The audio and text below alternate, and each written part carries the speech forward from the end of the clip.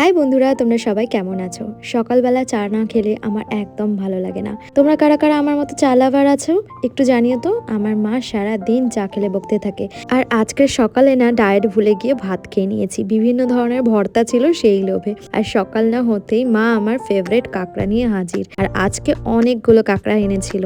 আমার মা না এই কাঁকড়াগুলো ভালোই ধরতে পারে, আমি একটুও ধরতে পারি না। আর আজকের কাঁকড়াগুলো ছিল খুব একটা বেশি বড় না, ছোট ছোট, কিন্তু এই কাঁকড়াগুলো খেতে কিন্তু খুব টেস্টি। এগুলো বিভিন্ন ধরনের তরকারিতে দিয়ে রান্না করা হবে। আর তাই কাঁকড়াগুলোকে মা কেটে দিয়েছে, আর তারপর আমি এগুলোকে ভেজে নিচ্ছি। লবণ হলুদ মাখিয়ে ভালো করে ভেজে নিতে হবে। আর এগুলোকে না আজকে আমি স্টোর করে রাখবো। বিভিন্ন ধরনের সবজির মধ্যে কয়েকটা ফেলে দিলেই রান্নার টেস্ট ভালো হয়ে যায়। আচ্ছা, তোমরা কারা কারা আছো যারা আমার মতো এরকম সি ফুড খেতে ভালোবাসো এবং এরকম স্টোর করে রাখো?